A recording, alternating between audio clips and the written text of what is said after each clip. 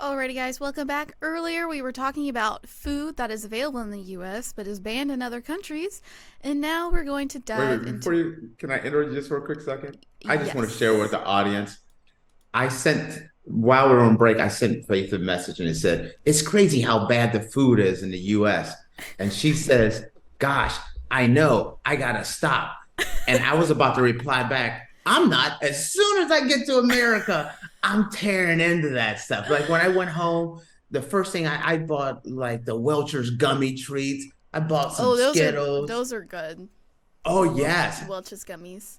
And then I swung by McDonald's and got me a Big Mac. I'm like, Ooh. oh yeah, I'm McDonald's is my guilty pleasure. I love McDonald's. I always get a quarter pounder with cheese with a large fry and a large Sprite. And then if I'm feeling extra hungry, I will get an extra cheeseburger and I will eat every single thing oh. by myself.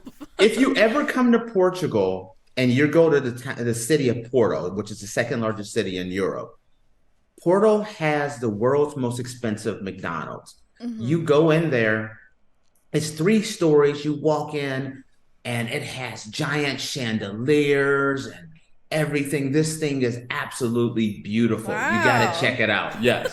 So, all right. My Now I interrupt McDonald's you. My McDonald's, the ice cream machine's always broken and somebody's fighting in the back.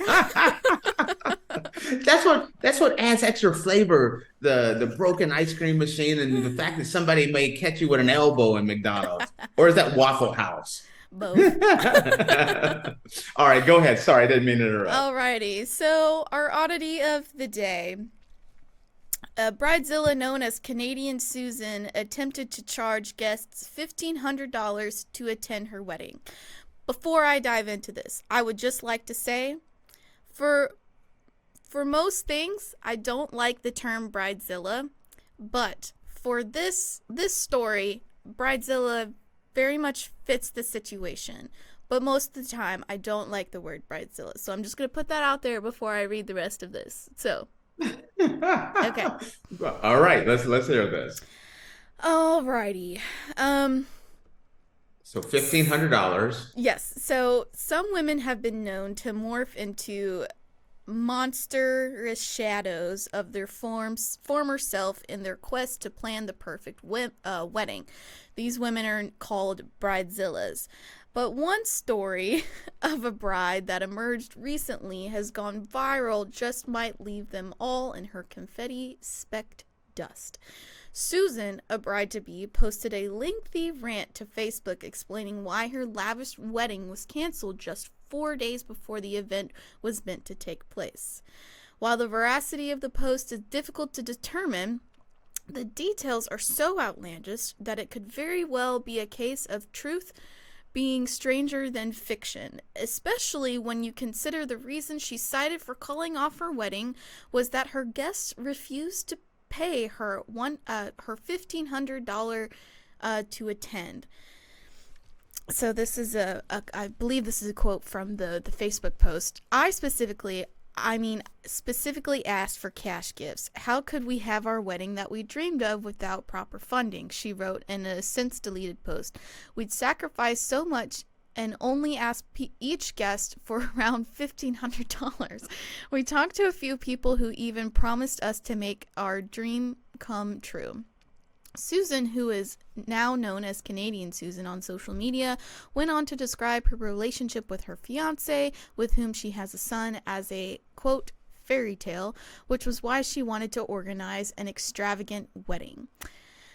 After consulting with a psychic, they decided to hold the event in Aruba. The only problem was that the affair would cost the couple $60,000 and they only had $15,000 saved up. That's when it occurred to her to ask the guests to pitch in to pay for her wedding. $1,500 a head, which she called clearly not a lot. And then, so after the first round of invitations was set out, the couple only received 8 RSVPs. Susan resent the invitations in a desperate plea for more money. Then people started to back out. one by one, including the maid of honor who had promised to pledge $5,000. Susan says that's when the groom suggested they ditch the Aruba plan and get married in Las Vegas instead. Needless to say, this didn't quite fit with Susan's plans for a, quote, Kardashian wedding. At that point, the wedding was called off. Okay. Yeah, it's a lot to digest. Okay, this hooker here, I called her a hooker because she's pimping. She's trying to pimp all her friends and family. $1,500. That's a lot of money to ask for somebody. Okay, $1,500. You still got to get a dress. You still got to get hotel accommodations. It doesn't seem like she's picking up anything. Right. Okay. If you wanted a wedding in Aruba, why had you only saved up $15,000 when you knew it was going to cost you $60,000? Newsflash, you can go to Aruba a heck of a lot cheaper than that. I'm going to let y'all know. Maybe she needed to go on Travelocity and cut that down, and maybe she'd be still married. Hotels.com. Maybe talk to Captain Obvious or someone, because this whole 15, I think she was trying to get it, because think about it. It wasn't like, hey, 2 or 3 people, mom, dad, aunt, and uncle. She's asking everybody, drop $1,500 or you can't come to the wedding. Well, if I got that invitation and she's like, what is her name again? Gold digger, Canadian gold digger. What is her name again? Canadian Susan, but they did find out that she's actually not Canadian and she lives in the United States, but they still call her Canadian Susan. Because just like her name, her suggestion is crazy, and she's crazy as well. Yeah. If someone told me, in order for you to come to my wedding, you got to pay $1,500, guess what? I'm not coming. I'm not sending a gift. I'm not sending flowers. I'm not even sending a thank you card. Mm-hmm. It's like, deuces, I'm out. I am not going to this wedding. I know a lot of people now do like honeymoon funds. And so instead of gifts, they'll ask people to donate money to their honeymoon funds. Yes. But this is crazy. Not everybody has $1,500 to give to go to a wedding in Aruba. Okay. And not even that. You've got to pay your way to go to Aruba after that. Yes. Okay. Here's the thing, though. Here's the thing. First off, red flags. She wanted her Kardashian wedding. Mm-hmm. Red flag number 2. She said they only had a certain amount of money, which wasn't a lot of money. No. But she wants everyone else to pay her lifestyle, which is crazy. Number 2, my man I know you have a kid with her, but this is a sign. Sometime, when in doubt, throw that Canadian girl out. Not actual Canadians, the fake Canadian. Toss her to the side. Yeah. She canceled the wedding anyway. Yeah, dude, you're getting off. I believe they are not together anymore. I think there was an update to it. I don't think they're together anymore. I think she broke up with them.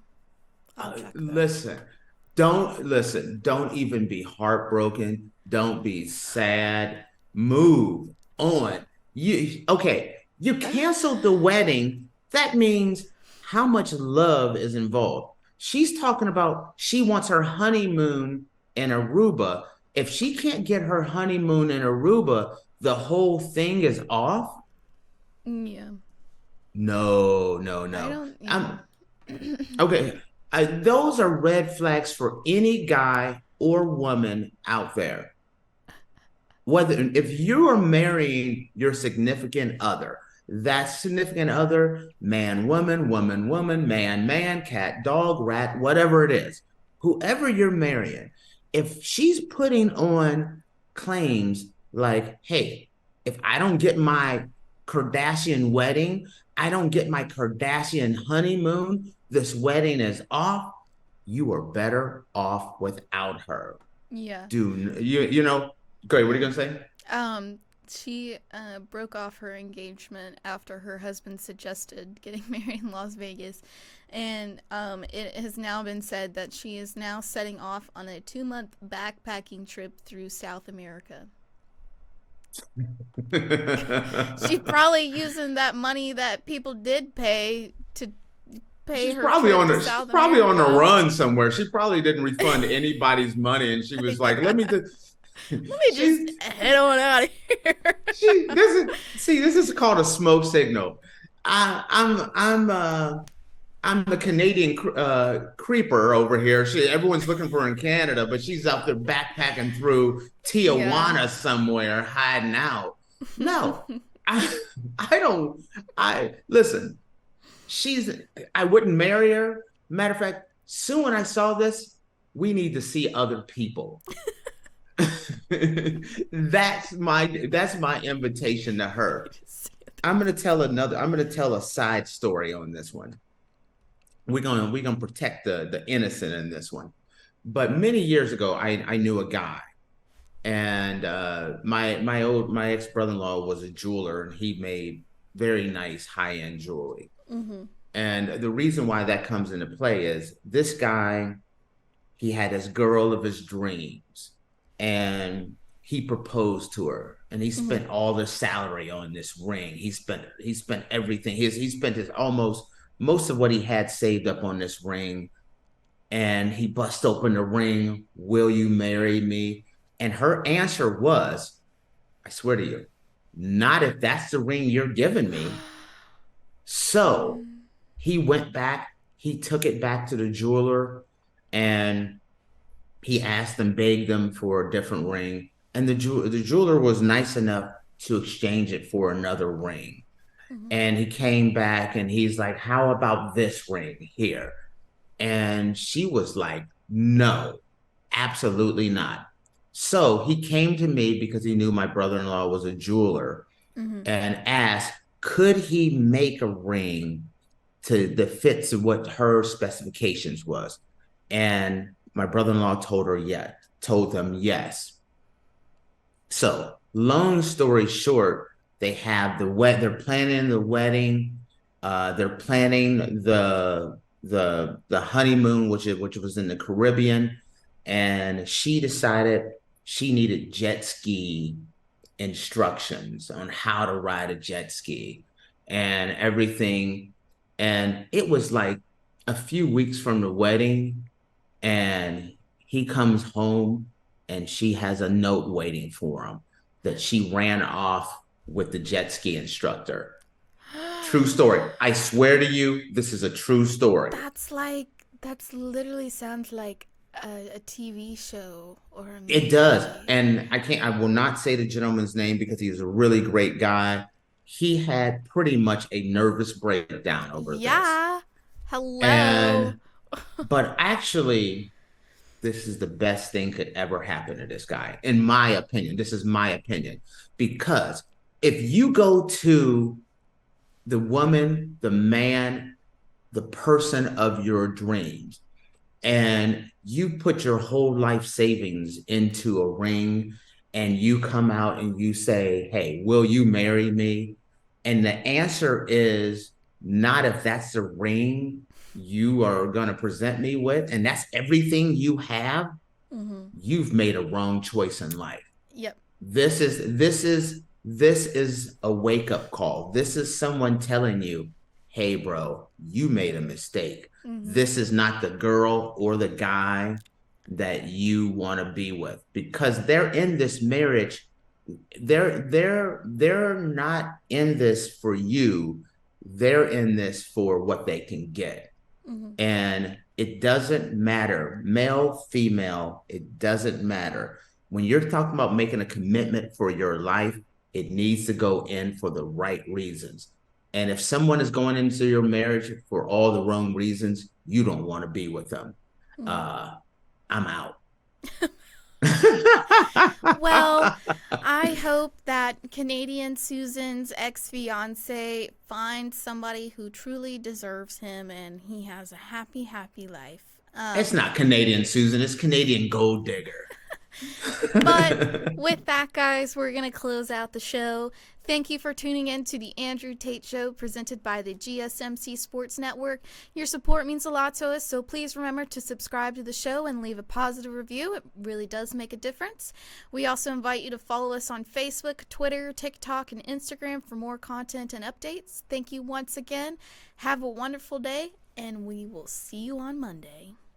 See ya. Peace. I love it.